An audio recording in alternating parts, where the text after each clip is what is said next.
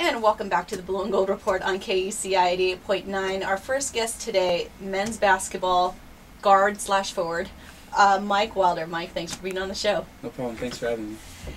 Mike, wild road games last week. UC Irvine 1-1 on the road, but I want to focus on the UC Davis game because the team scored 60 second half points to overcome a 19-point deficit. Mm-hmm. Talk about that game. Well, the second half comeback was pretty amazing. We got down in the first half. Our offense was a little stagnant. We weren't being as aggressive as we should have been on offense, and I think that affected our defense a little bit, and some of their guys got going. Richard hit a couple of threes, Sipkins hit a couple of threes, and we came into the locker room in the first half saying we need to be more aggressive, and we need to just not pass the ball around the perimeter, and if shots are there, take it. If not, drive it in the hole. And I started hitting some shots in the second half. Chris started hitting some big shots. We got some great drives from Alex, from Damon. Will played pretty well. I think he had a double-double that game. And John Ryan off the bench played great. He had an amazing 2 games, great. actually. Yeah, he did. He had a great road trip, and it was great to see him emerge and play well for us because we're going to definitely need that this week. And even Aaron coming off the bench, giving us solid minutes, when he was in there. And so it was, it showed the resilience and, the heart that this team has, to come back from down 19 to end up closing out a victory like that. What was the mood in the locker room? When you walk into the locker room and you're down 19 against, a good Davis team, but a team that you didn't really expect to be in that position where you're going to be down 19. What was the mood? And you talked about the guys saying, we need to be more aggressive. Did Coach Turner give you that same advice? Yeah, he definitely did. And, credit to Davis. They played well, and they are a great team. But we knew that we needed to do more things on our end in order to dictate, and we were kind of letting them dictate to us rather than us dictate, what we need to do. Mm-hmm. You hit a layup about 2 minutes left to give UCI the lead. Was that play drawn up? Or was that something that an opportunity just opened up and you took it? It was actually, I forget who got a deflection. It was either, we were on defense, I think it was either Damon, Chris, or Alex got a deflection for us. And I just happened to look up and the ball was there. So I took it, and I knew my teammates would be following me, so I took it all the way and ended up getting fouled and was able to finish. That's kind of along the lines of you being the luckiest guy in the world, which we're going to talk about later because that's some pretty entertaining line of conversation that I think we can have. Mm-hmm. UC Irvine finishes 4th in the Big West standings, the best finish for you during your career here. Mm-hmm. 11 wins are also the most. 11 conference wins are the most in 4 years, and UC Irvine goes undefeated in Big West games at home for the first time in 11 years. Mm-hmm. I think Anteater fans would like to see another a team first at the end of this week. Definitely. What are your views on the Big West tournament and how the seeding's worked out and how it's going to shape out? I think the 4th seed is good for us, and playing a team in Hawaii that we know exactly what we need to do. They're a great team, and that they have their big men are really solid. Vander Joachim and Star Henninger and Fosu. Mm-hmm. And their guard play is pretty good too. And but we know that we just have to execute well. Contain their bigs. And I think with the spread floor that we have, the way we were able to spread the floor and the way we're able to run, I think we'll be able to outlast them. For 40 minutes. And it's just the general feeling on the team is whoever we play in the Big West tournament, hoping we get the win in Hawaii. We're just gonna have no fear, and we're gonna be relentless in our attack, and we're gonna be aggressive, and we're just gonna play ball like we know how to play. And what's been successful for us, what's gotten us 18 wins, the first winning season we've had since I've been here. Right. So for all our seniors, and so everyone's excited. Starting with today at practice is gonna be an exciting week. A 4-point win at the Brennan against Hawaii, a 5-point loss. So those games definitely are close. Both of them are very close.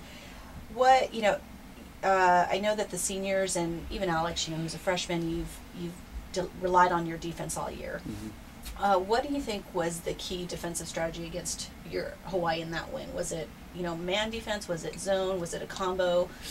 What worked for you guys in that win against Hawaii in the Brennan?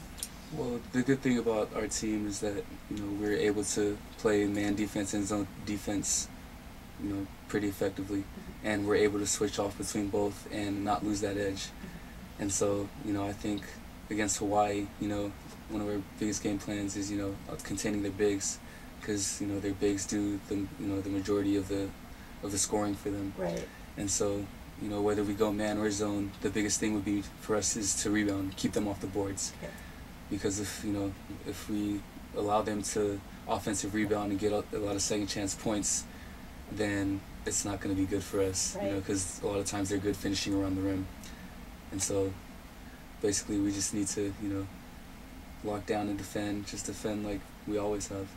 Is that something you feel you're going to work on this week, or you've been a pretty good rebounding team all year?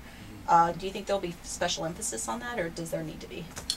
There's basically been special emphasis about it, or on it all year. Okay. And I think that's one of the reasons we have been good overall. We've had a couple of games where we've had some letdowns, in the rebounding department, but, every week, we do rebounding drills basically every day, and, because we know that's one of the staples for us is defense. Defense leading to rebounding, rebounds leading to fast breaks, fast breaks leading to baskets for us. I want you to take yourself out of the team just for a minute. If you're looking at UC Irvine and Hawaii, as an analyst, as a TV analyst, what key matchup would you point out? What is the key matchup? Hawaii and UC Irvine. Is it the guard? Is it Alex versus, or is it you versus Isaac? What's the key matchup, do you think? I think the key matchup is containing, and I have a hard time pronouncing his last name. I think it's Start Hedinger. Okay. I apologize for mangling his last name, but he's a Player of the Year candidate, and he's, I think that he's what drives their team, and when he's going, their team's going, and if he's not, then their team isn't quite as good. Okay. So he's definitely the engine. Yeah, okay. I Okay. believe so, and him and also Vander Joachim. Okay. I think containing him, taking away his tendencies. Like I said, I think it'll come down to, being a paint game. Okay. And the game will be won or lost in the paint, whether it be getting stops, getting rebounds, stuff like that. So fans, that's what you need to watch for, is the game in the paint.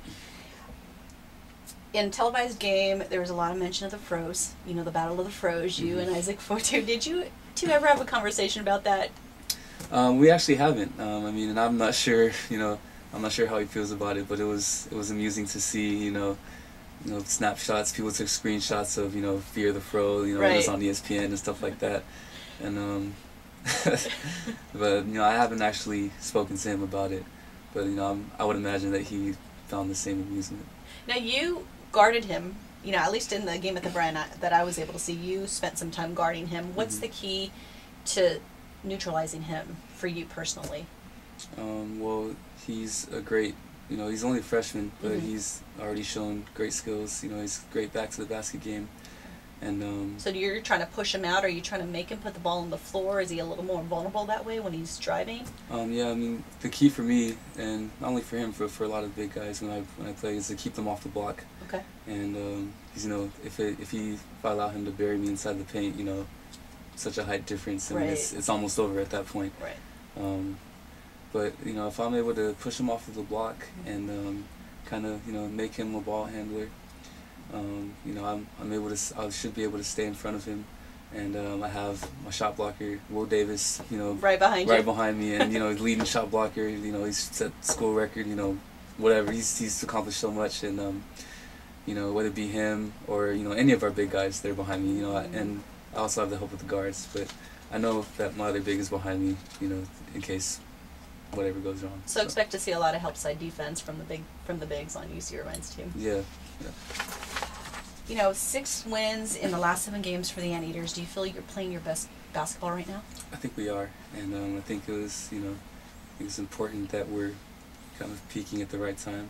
And I know the last 2 games we've had letdowns in the first half, but I think one thing we could take away from both of these road games is that we were able to push and make second half runs and fight back into the game, and whereas we didn't come away with the win at EOP, you know, we came away with the win at Davis, and we know that, you know, regardless of what happens, you know, we're not going to quit, and we're able to make runs on teams, and we just have to do a better job of, you know, bringing that for the entire game. You know, throughout the season, we've had a lot of times it's been our second half where we've had letdowns. This time was our first half, and we were able to come back. So I think we'll be able to string 40, you know, well, 120 good minutes of basketball, or longer if that's what it takes. It seems like this year more than, you know, the past couple years, especially with Casper Ware, you know, that senior class at Long Beach State, it's really anyone's game to win this year, anyone's tournament to win this year. Do you feel the same? I do, and you know, if you look at everybody's record this year and how games have went, everybody has beaten everybody. Right. You know, there wasn't quite that clear cut, you know, that clear cut first place team that there's been in the past. And you know, it came down to this last week where, you know, Long Beach, you know, could have had a share of the title. UOP had a chance to, you know, to get a share of the title. You know, one loss separates first from second, second from third, third from fourth, fourth from fifth, and stuff like that. So I mean, it's very competitive this year. All the teams, you know, all the teams are really solid this year, and you know, it's March, anything can happen. Mike, I know you pay attention. You're looking at the other games. Just for fun, who do you think has the potential to come away with an upset in the first game? Well, looking at the matchups, I would look at, I think it's the first game, Pacific versus Santa Barbara, and you know, I never count Santa Barbara out of anything. You know, I know they haven't had as successful years they've had in previous years, but they've got, you know, one of the best bigs in the league in Alan Williams. They've got so many weapons, you know, around him. You know, Boswell, Taryn Brown, and guys like that who have the ability to shoot the three ball, and other guys who are able to slash to the rim. And so, you know, I just, looking at each matchup, I think if I were to pick one, you know, I think the team that would have the best chance of the upset would probably be Santa Barbara over Pacific. Well, fans, it should be a fun tournament. Mike, stick with us because we have a few more questions for you after the break. Fans, we'll be right back with more with Mike Wilder on the Blue and Gold Report on KUCI 88.9 FM.